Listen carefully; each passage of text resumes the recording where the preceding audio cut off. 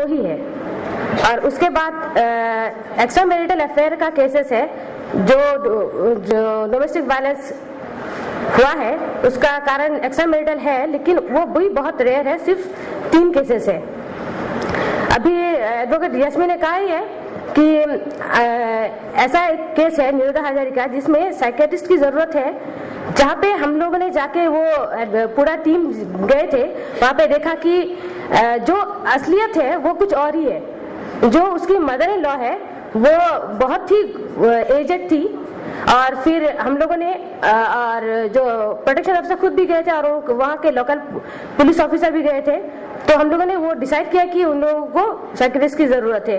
तो और एक केस है सीमा शाह, उसमें हस्बैंड की डेथ हो जाती है in the absence of wife. तो उनके घर वालों ने चार्ज लगाया कि उनकी वजह से उनके कुछ घरेलू झगड़ा हुआ था, तो उस वजह से उसका हस्बैंड ने सुसाइड किया।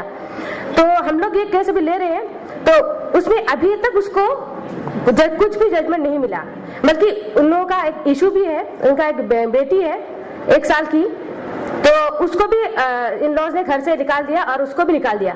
तो ये बहुत ही दुखदायक है, क्योंकि उसकी बेटी बहुत ही छोटी है, उसको अभी तक जजमेंट भी नहीं मिला है।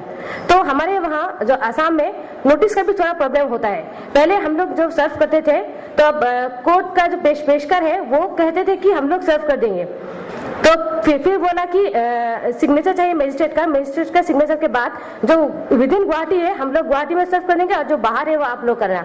फिर उसके बाद उन्होंने सिर्फ कुछ चेंजिंग लाया, फिर बोला कि प्रोटेक्शन ऑफिसर को भेजने के लिए। तो इसमें बहुत हम लोग प्रॉब्लम फेस करते हैं। और एक केस है जो NRI है, उसका हस्बैंड, तो उसमें भी बहुत तकलीफ हुई, क्योंकि हस्बैंड NRI है और